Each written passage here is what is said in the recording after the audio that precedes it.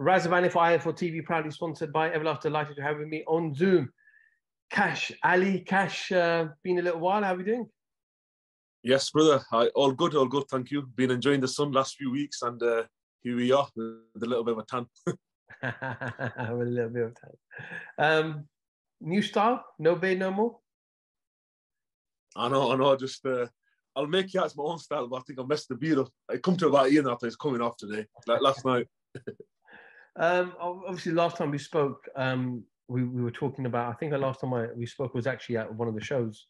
Where you just give me an update on where you were heading in terms of your career and what was next. But is there an update on that, on when we expect to see Kash back in the ring? Yeah, hopefully. Like I said, I've been all this year. To be honest, I've had a hand injury. I hurt in my last fight. I think I fought in January last year. No, this year, sorry. And then I just been healing that up really. So yeah, it's coming on now. It's getting better. So hopefully, I'm hoping to be out end of the year, before end of the year, definitely. What kind of level of opposition are you thinking that you're ready for now? British, European, beyond? Yeah, anywhere in between that. Obviously, yeah. I've got my European IBF title as well, so maybe a defense of that. So yeah, British, European level, anywhere in between them, and then we can move on from then. I spoke to Fabio Wardy yesterday, and he confirmed to me that him and Nathan Gorman was a done deal. Contract signed, and the fight's taking place on the zone before the end of the year. Fabio isn't going to take any interim fights, but Nathan may take an interim fight. So do you think that you could maybe step in with the winner maybe sometime next year? Yeah, of course, there'll be big fights. I think that's a good fight. The two good lads, they can fight, the good records, and it's a good British title fight. 100%, I believe I'm up there, and that, the winner, maybe we could, the winner versus them. So something like that, yeah, 100%, of course. That's definitely an option. I think that's what people want to see, good fights, good opposition, good level. Same, it's good 50 fights. Not where obviously when you're first starting off your boxing journey, man, it's normally like, you're going to win, but these are the kind of fights that fans want to see. The TV promotion, that's what they want to see. So yeah, brilliant, of course. They're the kind of fights what I want to be in very, very soon. Absolutely. Yeah, we look forward to some fight news for you, Kash, over the coming weeks. Kash, obviously, the reason I asked for an interview, obviously, a man you sparred and shared the ring with outside of a professional night of boxing. Anthony Joshua takes on Alexander Usyk this Saturday night. There's a lot of talk about, Joshua looking lean and Usyk adding, people are talking about adding 15 kg weight. You've seen him this week. You've seen the first face-off yesterday. I know they've got to weigh in tomorrow, but from what you've seen so far, has that given you any indication on how this fight's going to play out? As well, if Joshua's looking lean, that's to me, that shows me he's probably cut down a lot of the heavy weights that you can see what he was early on in his career. He's bulked up quite heavy.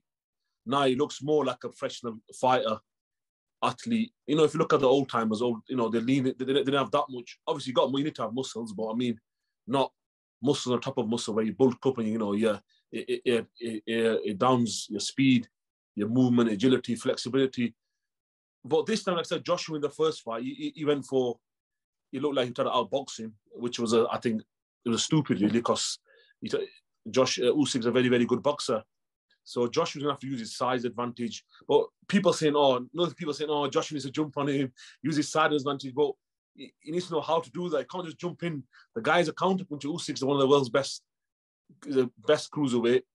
And he's a boxer. He's a boxer mover. He's a counterpuncher. So he can't just jump in there and expect Joshua to take him out. So I think, for Joshua to win, he's going to risk it. He's going to have to risk it. But I think it's a big ask because he might get caught as he's going in. He's just going to have to be smart as he's doing it, not do it straight away. Try breaking him down and then try going in for it. Do you think there's added pressure as well? I know he's got a new team in the background now, full training team, obviously trained by Angel Fernandez and Robert Garcia. But I spoke to Spencer Fearon yesterday, and Spencer Fearon said to me that sometimes it can take 3 to 5 fights before you gel with your trainer and understand how you need to adapt and change with their methodologies, right? So do you think there's more added pressure on Joshua because he's got rid of Robert McCracken, got a new team in, and now he needs to perform? Yeah, 100% cost pressures on him. See, when you're Olympian, regardless, I believe especially when you're gold heavyweight Olympic champion, he was, the pressure already on there. Even though your career's a little bit easier than a person who's not Olympian, but you still got a pressure because automatically you win a gold, people expect you to win a world title. Okay, he's done that, and now he knows it's not over for him if he loses. But you know, this is a fight. He does need to win, and if he to be the best, he have to beat the best. But the cost is pressure added on. Getting rid of McCracken, I don't think probably wasn't the best idea because he had him from the start. And like I said, when you got a trainer, it's not going to take one fight. It's not going to take 6 months miracles to happen. Your trainer can tell you all these things, but if you're not spending time and you can't just come in a camp and start giving all the instructions. It's not going to happen for a fighter. You need to have good relationship, build up, and a good trainer will always break things down for you. And as he had that time, I don't think he has with his new trainer. With the one he's got before, maybe he's had a bit of time with him, but with Garcia in, I don't know. They might have the right game plan, but I don't know. I think it's a big ask to adapt in a short space of time. We saw Usyk, laughing, joking this week, singing yesterday, dressed in kind of a Ukrainian outfit. We know what's going on in his country, and he did try to buy the rights for the fight, so his fellow countrymen could watch him for free.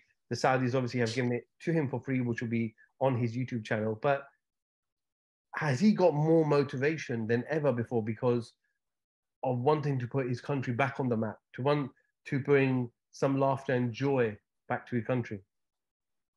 Yeah, of course. But I think people seem to forget the guy just come out of, it's not funny, the guy just come out of a war zone. The country, he was in war. It doesn't get, okay, boxing, I know it's life and death, but real life and death is when you're in a war, when you've got people shooting at you, or in the olden times, swinging swords. But shooting guns, tanks, he just, he knew he was just literally seconds away from life and death experiences. So mentally, this is easy for him. Easier, not easy, but easier for him, for Usyk. So I guess this is a moment of happiness for him, compared to where he's just come from 3-4 months back, or even less than that probably. So yeah, I can see Usyk's enjoying it, and he's embracing the moments where some people think is pressure, but for him, it looks like he's embracing it. A lot of people say that if Joshua was to win, he needs to stop Usyk. This can't go 12 rounds for Joshua. And if he was to stop Usyk, it has to happen within the first 6 rounds. If it goes beyond 6, it's Usyk's fight. Would you agree with that analogy? You see, Joshua normally, he seems like he does come on stronger early on. So if he does, he needs to hurt Usyk, but it's how he's going to hurt him. He can't just jump in, chin in the air and expect nothing coming back. So if I was Joshua, he needs to use his jab, get his jab going. I hope he's been working on his lungs, because he's got long arms. He's a big man, getting his jab going. And then after a few rounds, then he can take it to him. But it's a big ask, I think, personally. I think, if he jumps on him, in the first fight, he showed if he he can't outbox him. He tried boxing him, couldn't do it. Now it's a chance of he's going to have to break him down and take it to him, which I think is still dangerous because Usyk's a good counterpuncher. We saw Usyk's face after the 12 rounds of being in the ring with Joshua, and he was bruised up. He seemed like he took a lot of hurtful punches as well as body punches, etc. Does Joshua need to do a lot more of that? Go to the body, go to the face, and bruise him up and enforce that power. So Usyk makes Usyk think, starts to make Usyk get out of his own comfort zone. Yeah, 100%. Look, that's what I was saying. If the first fight, people thought Usyk won. I think it was unanimous. Was it unanimous decision or split? I can't remember. Unanimous. Whatever it was. Usyk definitely won on points. But if you look at the end of the fight, Usyk was hurt, as in cut up, bruised, and that was because Joshua's the bigger, stronger man. And he's getting hit by a heavyweight, but that was Joshua not even trying to hurt him. It looked like Joshua just had to outbox him and nick it. But when he was getting, he was getting outboxed, like I said, surprisingly, his corner team never told him that. But he needs to, he definitely can hurt Usyk. That's another thing. Usyk's another human being, he can get hurt. If Joshua steps up the tempo and catches him with clean shots, because I know there were times that Usyk were rocked and hurt as well. He probably didn't show it as much. We can see sometimes, but you can see the damage on Usyk's face afterwards, and that was Joshua not even trying to hurt him. Hmm. Definitely. Final prediction. What happens on Saturday night? You know, we're always gonna support our fellow countryman, and I hope he does it because I believe he'll get. If he wins, it's exciting for the heavyweight division in England. You know, for all the British fighters.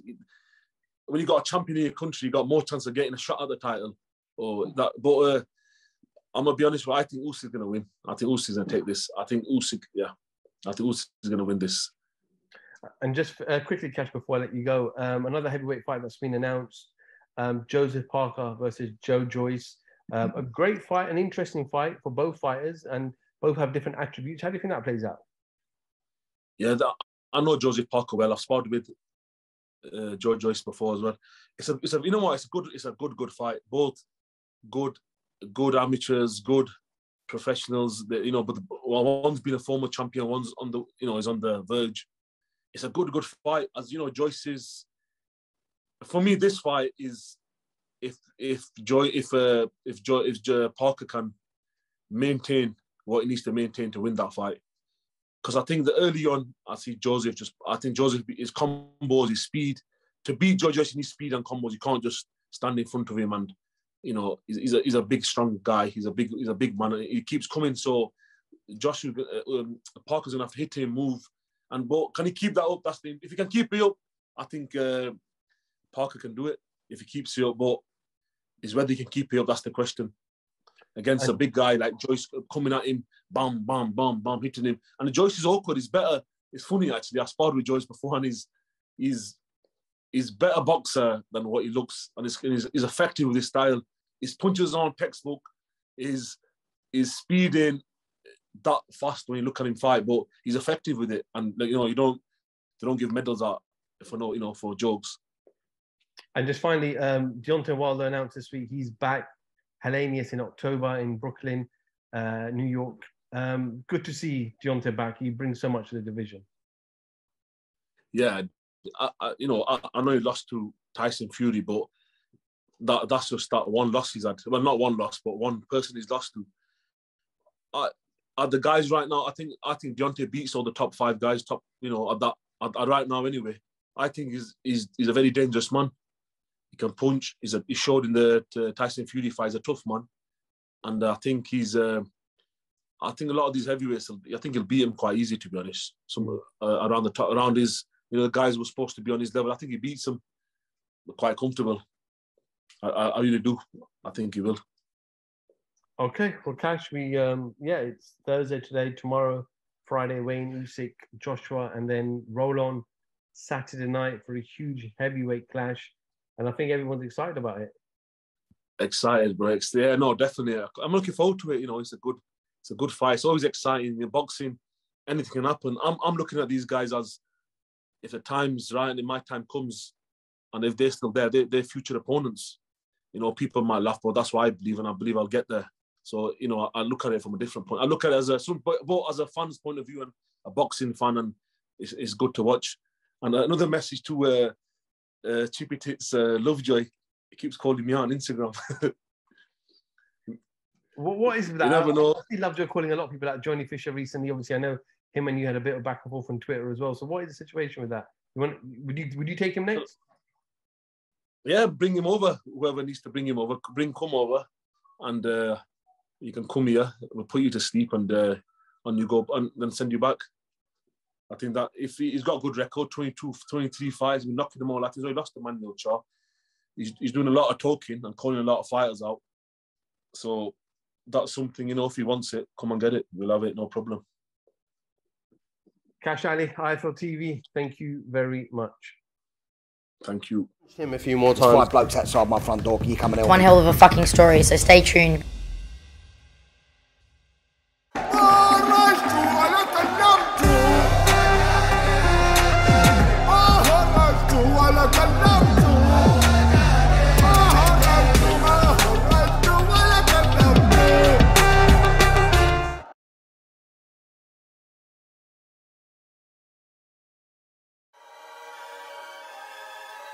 Welcome, Team Everlast, to the Team Everlast Fitness app.